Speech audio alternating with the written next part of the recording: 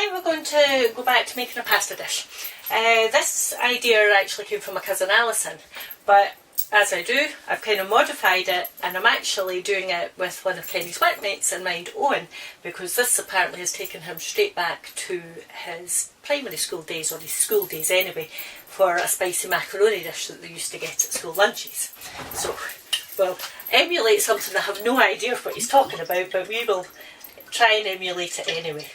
Now, you're wanting quite a lot of oil in this.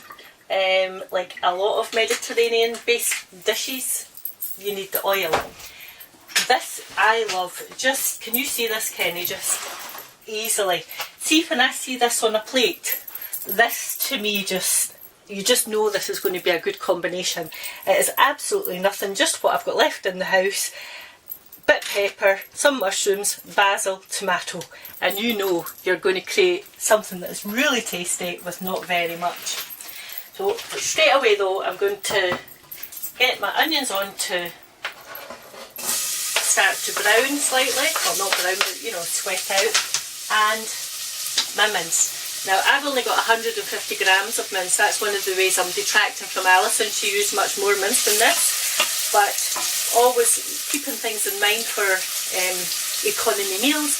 150 grams of mince is plenty for this. Now if you want to, you can add to the mince by using a blender and use much more mushrooms and onions and pepper than I'm using, and blitz them, and that'll give you more consistency, light mince, just so you're bulking it out really. You're not going to bother with that tonight.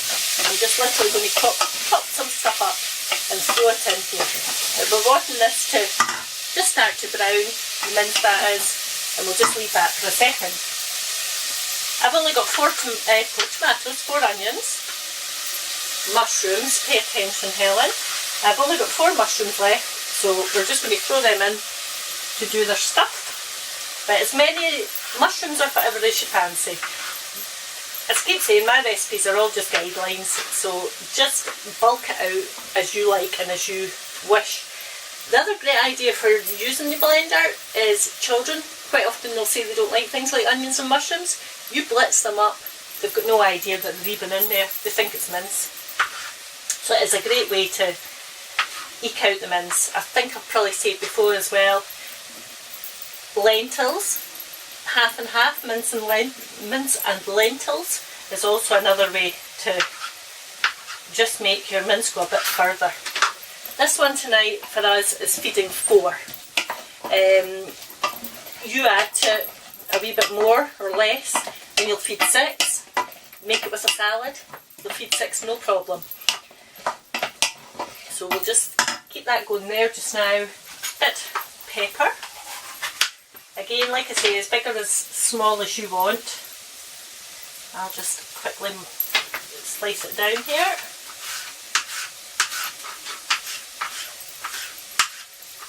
So did it won't give us any idea of what this is to be like, apart from it just being spicy pasta. Spicy mince pasta. Was what you said? It was one of his favourites, yes oh, indeed. Well, that's what we're going for then. Spicy minced pasta. I think actually Alison's dish when it's come out will have probably come from something like Slimming World or Weight Watchers, but I don't do things like Weight Watch or Watch Weight. It's too enjoyable. I'd rather eat slightly less of it than actually do away with some ingredients myself. But we'll just start adding some spices to this now. Now these again can be as you wish. Alison's one was really just some herbs, some stock, so about a teaspoon of, oh that's done, say a teaspoon of oregano, stock she says as well. And she said an octocube. I'm just using my usual vegetable. I'm going to be quite generous with it because you are just using some macaroni with this, so it may be a little bland. But I'm going to add a little bit of smoked paprika. Not a lot because Kenny's not keen on it. So just about 1/4 of a teaspoon. Oh, you didn't see that bit coming out, Kenneth. Half a teaspoon of, oh these teaspoons are not the right size for my jars, so I better be careful here. About half a teaspoon of chilli. Depends how you like it. Penny likes it quite hot, so we'll put a generous one in, because a generous half, because it is a hot chilli. Some black pepper, and as always, the garlic. Always remember garlic spices things up as well a little. I'm going to do my usual 2 teaspoons. Nice, everybody will know what I do now. Everything's so much the same. A wee bit of my little chilli jewels, and just let that sweat ever so slightly. Just releasing the flavours whilst we chop up the tomato. Now, I'm using fresh tomatoes tonight, purely because I had some that were needing used up. But if you want, a tin of tomatoes is just as good. That way you can, actually have them as cheap tomatoes as you want. These were actually just one of these great big bags of family things. So I did a sort of rough workout before I started doing it, and I think again this meal is probably anywhere in the region of £1.50 to £2, depending on whether you're using fresh tomatoes or not. Greengrocers, just go in and buy what you need. Great for that. You kind of forget the greengrocers. Of course, if you go in and use the greengrocers, you also get your green credentials, because you don't get plastic. So, like I say, I'm using roughly 400 grams of fresh tomato, or 1 big tin. Just up to yourself. We'll just get these in. I'm actually, you wouldn't know it from my standing here. I'm hoping I'm looking nice and relaxed. I've got a mouse. Ooh. Not my usual rats and mice and guinea pigs and things that I have in my house. This wee thing's just a wee unwelcome visitor. So we've got a humane trap down trying to catch it, but I think it's a clever mouse. It's been down for a week and we've still not caught it, and I know he's in here somewhere, but never mind. He's not really doing me any harm, so I'll just need to ignore him. But we were told maybe to use some peanut butter. I don't know if anybody knows the best way, and I don't mean a proper trap, the best way to entice a mouse into a humane trap. You can let me know. Right, this is basically being left now to do its thing. This is a great dish for making the night before or the day before. Tablespoon of puree, because you can make this up. Tomato puree, was it? Tomato puree, yes dear. You can make this up in advance, and then it's ready just for coming in from work, school, whatever, and then popping it in the oven. I'm going to add just a little bit of water to this, just probably 100 mils, 150 mils, and we're going to leave that cook down for about half an hour. So we'll come back in just a little while. Right, okay, so we've been half an hour, and as you can see it's thickened up and it's just gone, what I would say is just a nice consistency. If you come back and you don't think it looks rich like this, just take the lid off and boil it for 5-10 minutes just to reduce it down slightly and get it nice and thick. I'd forgotten to add my bay leaves, so I've put in the bay leaves. I've taken them out now, and I came back and I tasted it just a wee while ago, and I just ended up adding a squirt of Worcestershire sauce. So now it's just a case of compiling your dish. 250 grams of pre-cooked Can't see it. macaroni. There you go, you can see it, you can hear it. Pre-cooked macaroni for 8 minutes just. You're not wanting it completely cooked. Pasta, whatever pasta you fancy actually. I just happen to like macaroni in most of these things. Just quick oil around your dish, just so it shouldn't stick anyway, because there's enough liquid in this that should make it not stick. Now this is where, if you're being good and kind of watching what you're eating, just have about 100 grams of cheese for over the top. I've got about 170 grams, 175 grams of cheese here, and I'm going to put some in with the layers.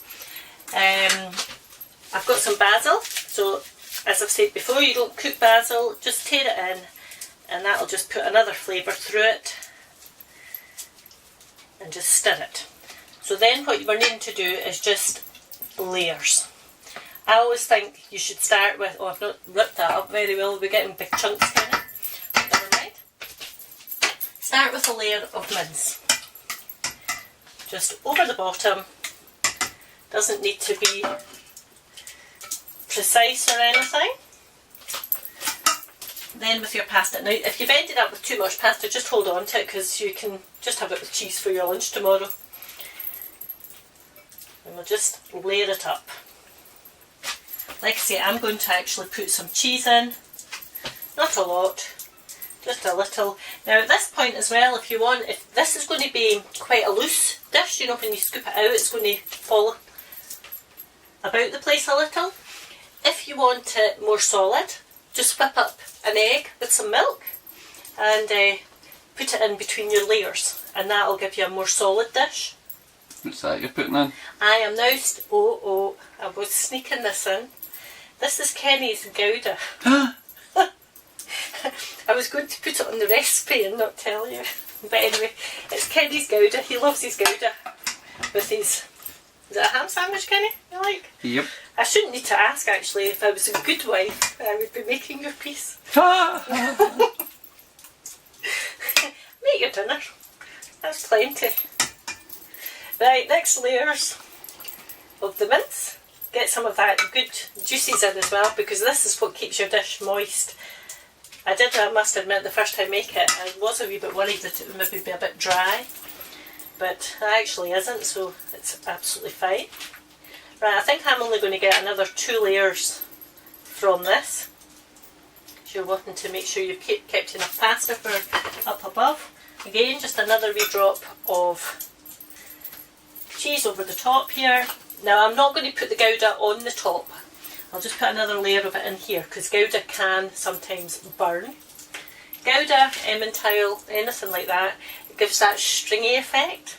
So if you've got to think of it again, I've said this before, if you've got people coming for dinner that you're wanting to, not embarrass, because that would just be mean, but like a laugh with, like if the girls' boyfriends are coming or something like that, you can do daft things, like put stringy cheese on your pizzas and what have you. But anyway, we'll just put it in there. Last layers. Now again, it's up to you, you can just finish it all off. I think I will, because the juices will just run down through and keep it nice and moist. Can't remember if I've already said to have your oven on, about 180, because this is going to just be finished in the oven, which is where, I said earlier, you can make this the day before, and it's a great one then for just coming home and actually being able to stick straight into the oven. So last layers. I hope I've judged this right, or I'll not have enough pasta for over the top. Oh, for goodness sakes, you'd think I had been practising, Kenny. I think I better put this on a tray, mind you. Ooh! Well, the mouse can get that piece. Lift my toes. Ooh. Why is it mice do that to some people? They make you just go, ooh. Like the first I realised I had one, the electricity man came to read the meter and opened up, their meters are in boxes behind Kenny's head there up on the wall, and I opened up the box and the wee thing just ran right across the top of the piece of wood. I don't know how I didn't scream, but never mind. I was just like, oh, there's a mouse. Right, we have now made a bit of a mess of the unit, but never mind, I'll just pick it up. This is going to go into, like I say, oven about 180 degrees for, say, 35 minutes. I would come and check it after 35 minutes. If your cheese hasn't gone golden, just give it another 10. You're wanting it to have a nice sort of crisp effect over the top. So we're going to pop this in the oven, like I say, for about 35 minutes, and then we'll come and check it. So, there you go. We'll be back in a wee bit. See you later. Okay, 35 minutes later. And I think Penny will come round this side so as I don't actually burn myself this time tonight. Oh, and there you have spicy pasta bake. You wanting a dish out? You wanting a little out, Kenneth? Whoops. Put them between my legs for a split second. Bearing in mind everything in here is already cooked, so you were really just heating it up. And hopefully it won't all just fall to bits. Something else that would be quite nice if you wanted to, put some kidney beans in this, and that would just bulk it out a little. Obviously you could make this with corn or just vegetables. Like I said, if you were chopping them up using the blender, it gives a really good consistency. It gives the consistency of mince. Some carrots, something like that as well. Just pop that out the road, and there you have it, Kenneth's spicy mincy pasta bake. I'm not quite sure what I'll call this one yet, but just something along those lines. Spicy mincy pasta bake. Doesn't really sound right, but never mind. Hope you enjoy it. Thank you.